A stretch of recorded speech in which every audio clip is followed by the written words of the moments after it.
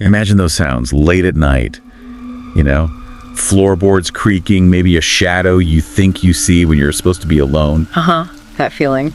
Well, tonight, we're going to recount some of those moments, real-life encounters, the kind of stories that really get under your skin, make you double-check the locks. Exactly. And these aren't made up. They're first-hand accounts people shared online on a YouTube channel, actually, one known for its, nightmarish true stories. Right. So we've gathered some of those.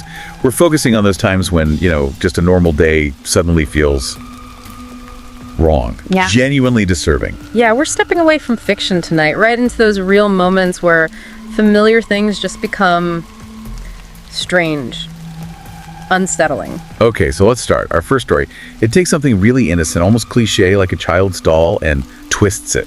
Makes it a source of, real fear. This one happens on Halloween night.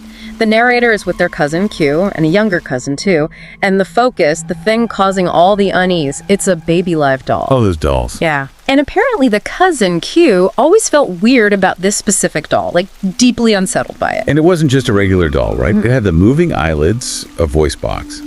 But here's the creepy part. No batteries. None at all. Right. So it's around midnight, quiet neighborhood, and they hear this noise outside the window, a loud rasping, shuffling, like someone struggling to speak, maybe an older man. Yeah, that's unsettling. So the narrator goes to check, looks outside, nothing. Neighbor's house is dark. They figure, okay, maybe it was nothing. But then it comes back, the rasping sound, only louder this time, and then whispering starts. Sounded like a mix, like a kid and a woman, maybe. Okay, nope, that's immediately worse. And Q, the cousin who already hates the doll, she immediately says, it's the doll. That's our first thought. Well, yeah, if you're already spooked by it, I guess that makes sense. But the narrator, they're trying to be logical, right? Skeptical. Yeah. So they pick up the doll. Eyes are closed, makes no sound, seems normal. So they put it back down. But the noises don't stop. The rasping continues, and now it sounds like garbled speech or wheezing, even weirder. And this is where it gets really freaky. The narrator glances over and notices. The doll seems to have moved, just slightly, shifted position. Come on. So they pick it up again. This time, its eyes are open, and the narrator says it felt heavier, like noticeably heavier. Okay, that's it. What happens? Q completely loses it, understandably. She grabs the doll and just hurls it down the basement stairs. Done. Wow. And the aftermath. Well, the little cousin apparently never asked about the doll again, which is kind of telling, isn't it? Yeah, definitely. And the narrator, they mentioned seeing it just one more time lying there on the basement steps, and they just kicked it further down, didn't even hesitate. So what's the takeaway there? It's the not knowing, right? Were the sounds real from outside? Or something else? Did the doll actually move, or was it just fear playing tricks? Exactly. It's that ambiguity. That's what leaves you feeling so uneasy afterwards. Yeah. That lingering doubt. Totally. Okay, let's shift gears a bit. From something maybe paranormal to something very real, and maybe scarier because of it, the threat of someone breaking in.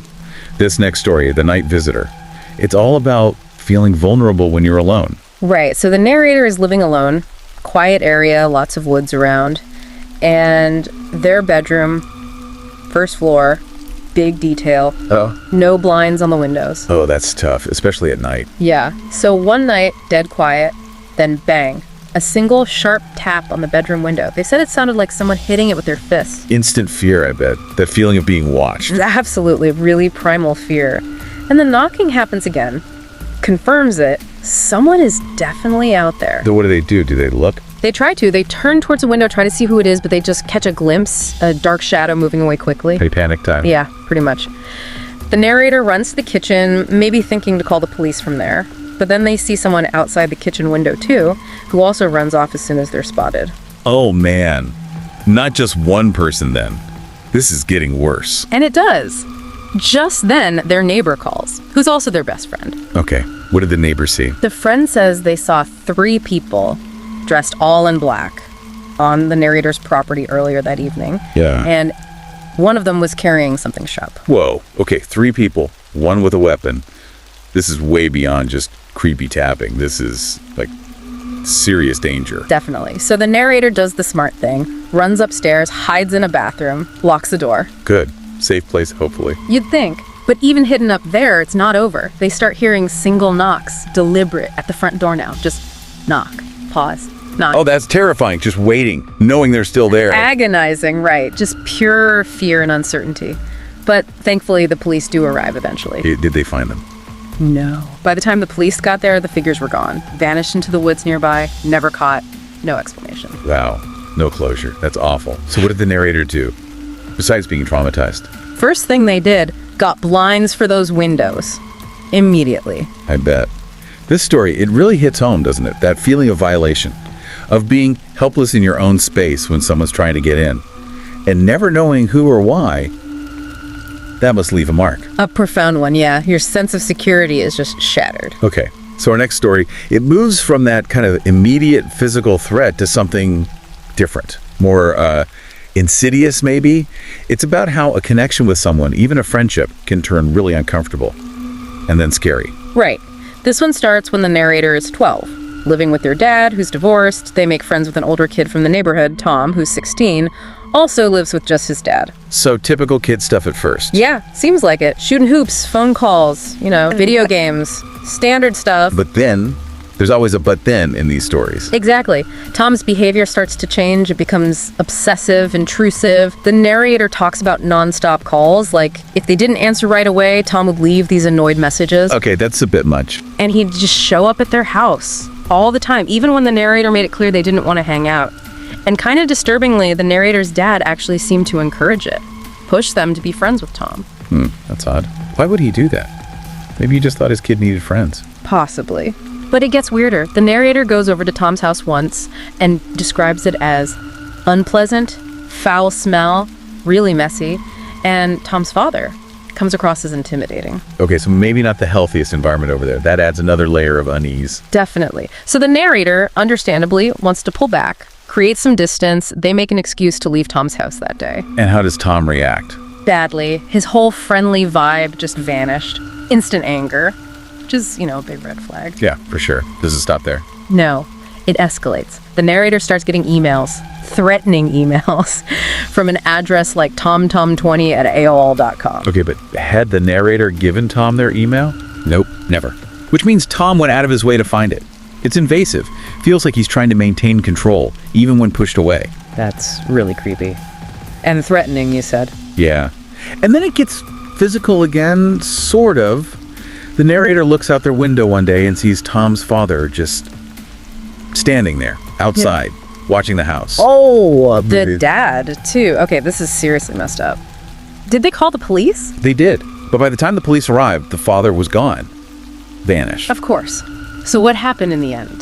They managed to get a restraining order against both Tom and his dad. And eventually, thankfully, Tom and his father moved away. Well, that's a relief. But imagine going through that at 12, feeling stalked, threatened, unsafe in your own home. And the person doing it is someone you were supposed to be friends with. That's deeply traumatic. Absolutely. It warps your sense of trust, especially at that age. It really does. Okay, next up, we're back to a housing situation, but this time it's about neighbors living really close to people who are unsettling and maybe dangerous. Yeah, this narrator moves into a rented house with a roommate, but there's an adjoining suite attached to the house, and it gets rented out. First to a woman they describe as strange, and then later to her brother. And the brother. The brother is even weirder, apparently, and significantly, he has a criminal record for breaking and entering. Oh, great. Perfect neighbor. So red flags right from the start. Big ones. Erratic behavior, weird noises coming from the suite. The brother just gave off a really unnerving vibe. And did things escalate beyond just being weird? Oh, yeah. The narrator comes home one day, beer's gone from the fridge, and an expensive laptop, also gone. Yeah. Stolen from inside their house. Okay, so B&E, maybe. Any proof it was the neighbors? Pretty compelling proof, actually. It had snowed, and there were bare footprints in the snow, leading directly from the neighbor's suite door to the narrator's garage, which is likely how they got in. Barefoot in the snow. Okay, that's specific. Yep. So case closed. Yep. Right. Call the cops. They did call the cops, showed them the footprints, mentioned the brother's record, and also that he apparently had an outstanding warrant from another province. So the police arrested him? No. Surprisingly, the police told them they couldn't really do anything immediately, maybe because the warrant was out of province, or who knows. But the feeling was they were kind of on their own. That's incredibly frustrating and scary. Knowing someone with a record who likely just stole from you is right next door, and the police can't or won't do much right now. Exactly.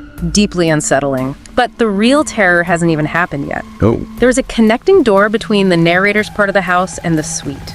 And crucially, it could only be locked from the neighbor's side. The narrator had forgotten this detail. uh-oh. I see where this is going. Middle of the night, narrator is woken up, footsteps right outside their bedroom door, then banging on the door. And then the doorknob starts shaking violently. Someone is trying to get in. Oh my God. What about the roommate? The roommate later claimed they slept through the whole thing, didn't hear a thing. Seriously. Violent banging and rattling. Okay, so what stopped the person getting in? Luck, basically. The narrator had a habit. They always locked their own bedroom door at night, just habitually. Wow. So that simple habit might have saved them from who knows what. Quite possibly. Needless to say, they didn't stick around much longer. The narrator and the roommate moved out shortly after that. I don't blame them. That feeling of vulnerability, knowing the threat is literally just feet away through a door you can't even lock properly. And the police response, yeah, time to go. It really highlights how vulnerable you can feel even within your own rented space, especially when neighbors are a source of threat. Chilling.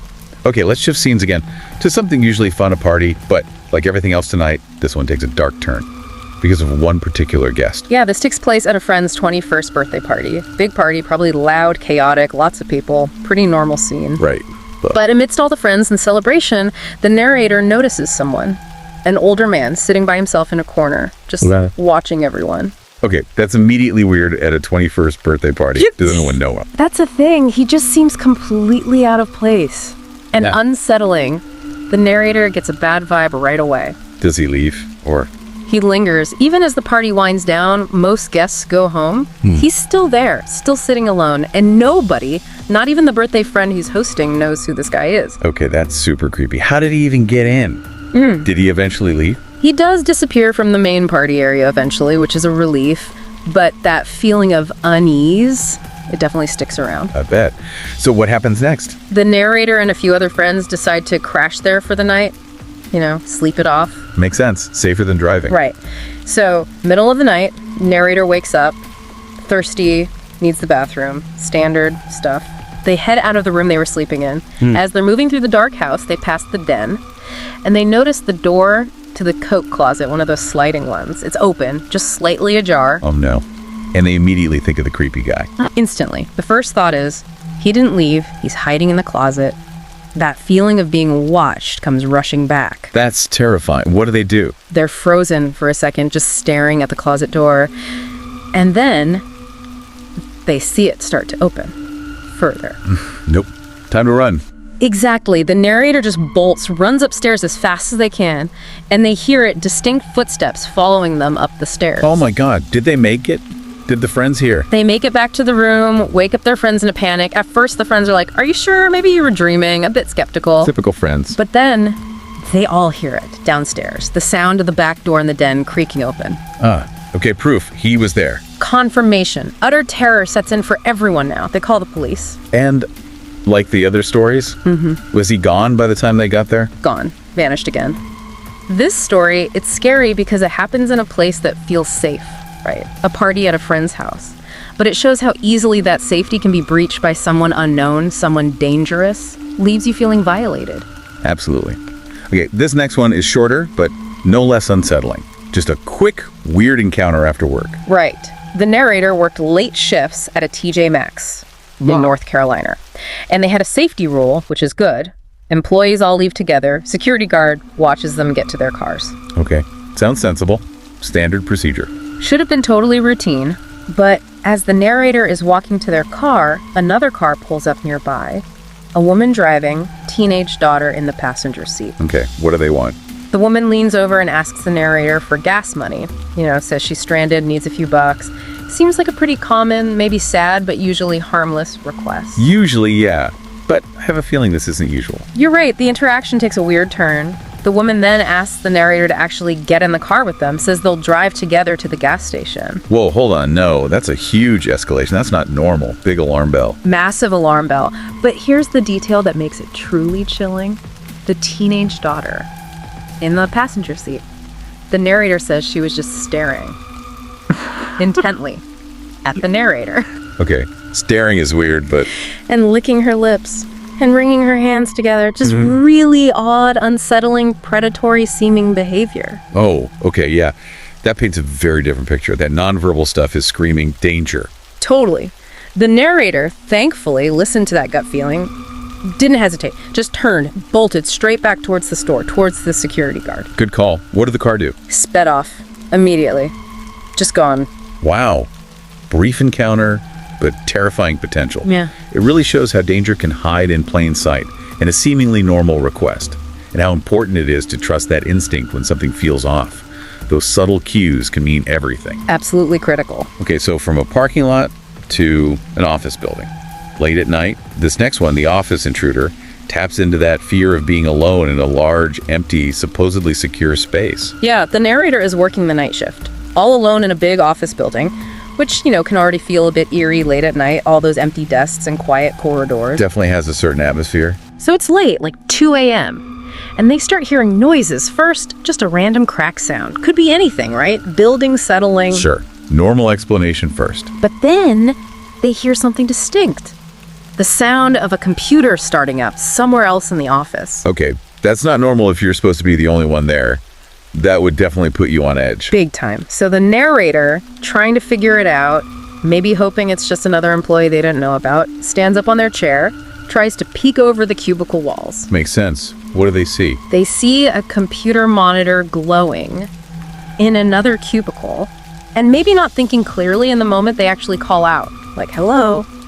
Maybe not the best move. Probably not, because Yeah. as soon as they call out, the glowing screen they were looking at just clicks off, plunges that area back into darkness. Oh, crap. Okay, so definitely someone there. And now they know the narrator's there, too. Exactly. Fear levels spike. The narrator realizes their mistake, quickly turns off their own lights, their own screen, tries to be quiet, move cautiously. Smart. Try to regain the element of surprise, or at least safety. Right.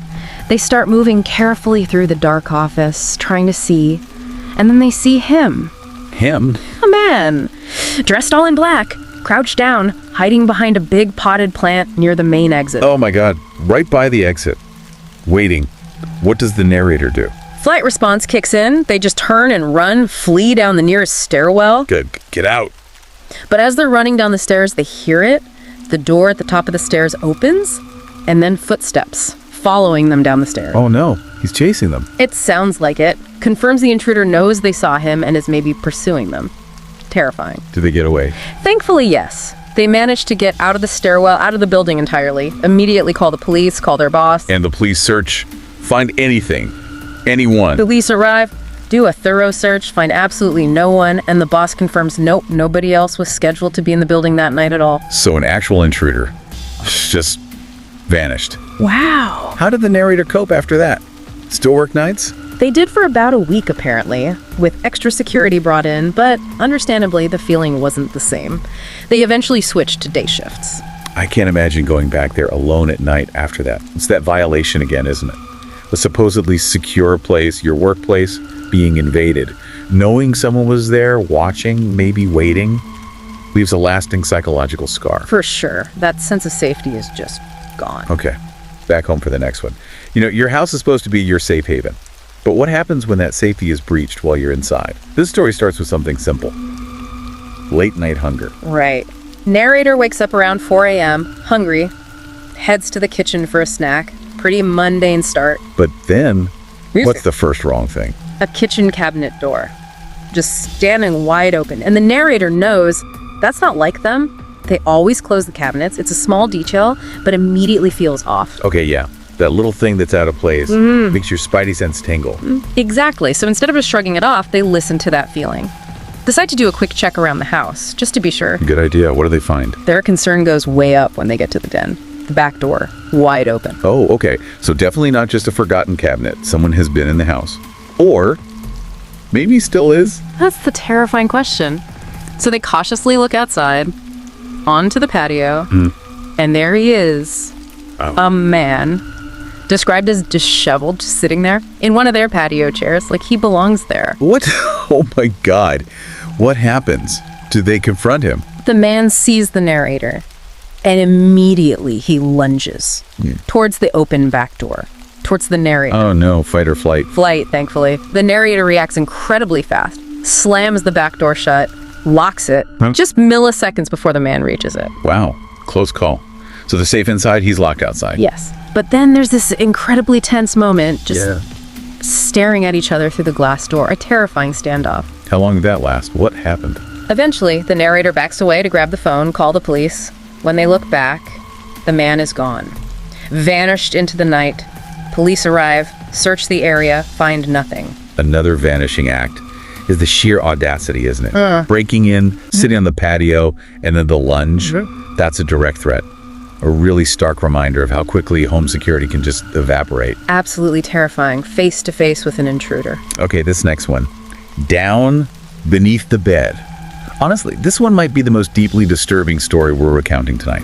It takes that childhood fear, the monster under the bed, and makes it horrifyingly real. Yeah, this one is rough. It starts weirdly with the narrator's phone. They charge it under the bed, but leave the phone itself on a ledge above, using it as an alarm clock. Okay, seems reasonable. But then the alarm starts going off at random weird hours in the middle of the night, and the alarm titles are just single cryptic words like down, then another night, beneath, then bed. Wait, what? That's bizarre. What did they think was happening? A glitch? A prank? Initially, they suspected their brother was messing with them, setting these weird alarms remotely somehow, but the brother swore he wasn't, and the narrator eventually believed him. It didn't seem like something he'd do, or could do, maybe. So if it wasn't the brother, Yeah. what else could it be? They try to secure the phone, set a really strong password, even write the password down on a sticky note and hide it somewhere else. They check the alarms before bed. Nothing unusual set. Okay, taking precautions. Does it stop? No. The alarms keep going off, still at odd hours.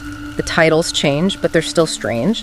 And then one night, the alarm sound itself isn't a normal tone. It's described as a distorted screaming sound. Oh, that's horrifying. Just the sound itself. And adding to the mystery, the phone's charger cable, the one that usually snaked under the bed, it goes missing. Okay, this is getting stranger and stranger. So the titles, down, beneath, the bed.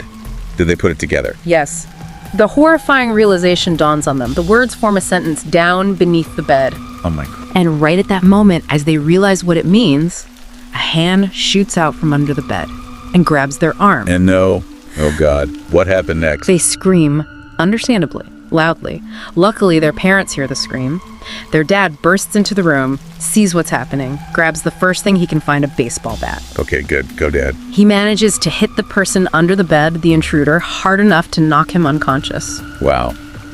Incredible bravery. So who was it? Did they find out? The police arrive, identify the intruder, and the truth is just sickening. He was a registered sex offender with a known history of doing exactly this kind of thing, breaking into homes and hiding. Hiding? For how long? The police determined he had been secretly hiding inside the narrator's house for 4 days. 4 days. Hiding under the bed, in closets. Oh my God. That is beyond comprehension. That's a level of violation that's just unimaginable. Knowing someone was in your house that close for days. It's profoundly disturbing. It really hammers home that idea of hidden danger in the most familiar, supposedly safest place. And trusting your gut, those weird alarms weren't just glitches. Something was deeply, deeply wrong. Absolutely. Wow. Okay. One last story tonight. This one shifts the focus slightly. It's about the fear and helplessness you feel when you suspect something terrible is happening to someone you care about, but you can't reach them. Right. The narrator gets worried about their friend Ty. Ty just stops answering calls, texts, radio silence, which is unusual for him. Okay, so cause for concern. What does the narrator do? They go over to Ty's house to check on him. His car is there, parked outside, which suggests he should be home. Nat. But no answer at the door. No matter how much they knock or call out, nothing. This just makes the narrator even more worried. Where is he? Yeah, that's not good. Car's there, but he's not answering. What happens next? Then they get a FaceTime call. It's from a phone number they don't recognize. They answer it, and it's Ty. Oh, okay, so he's all right. Not exactly. He looks terrible, exhausted, paranoid, and he's clearly not in his own room. It's some unfamiliar place.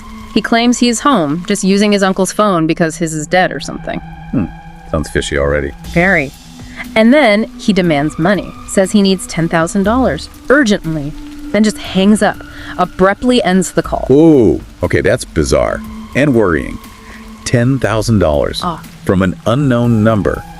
Looking paranoid, Something's wrong. Definitely. And it gets worse. The next night, another FaceTime call. Again, unknown number. They answer. It's Ty again. How does he look this time? Even worse. He looks like he's been beaten up. Visible injuries now. Oh, no. He repeats the demand for money, tells the narrator to send the $10,000 to some random address he gives them, and then he says something really cryptic and chilling. What does he say? He looks at the camera, looks awful, and says, "Come on, don't point a gun at my back." What? Is someone there with him? That's the implication. But here's the key detail. As he says it, he gives this tiny little eye twitch, almost imperceptible. But the narrator sees it and interprets it in that terrifying context as a wink, a hidden signal, a desperate plea for help disguised in his words. Then the call cuts off again. Oh my God. A coded message. He's being held captive. That's terrifying. What did the narrator do? They had the address, right? Exactly. They remembered that random address Ty had given them for the money. Recognizing the extreme danger Ty was in, they immediately called the police. Told them everything. Gave them the address. Okay. Please tell me the police found him. They did. Thanks to the narrator's quick thinking and remembering that address, the police went there. It was an abandoned house, and they found Ty in the basement. Oh, thank God.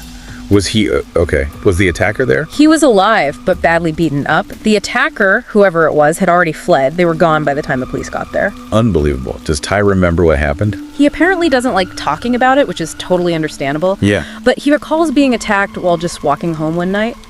Doesn't remember much else until waking up in that cold, dark basement. What a nightmare.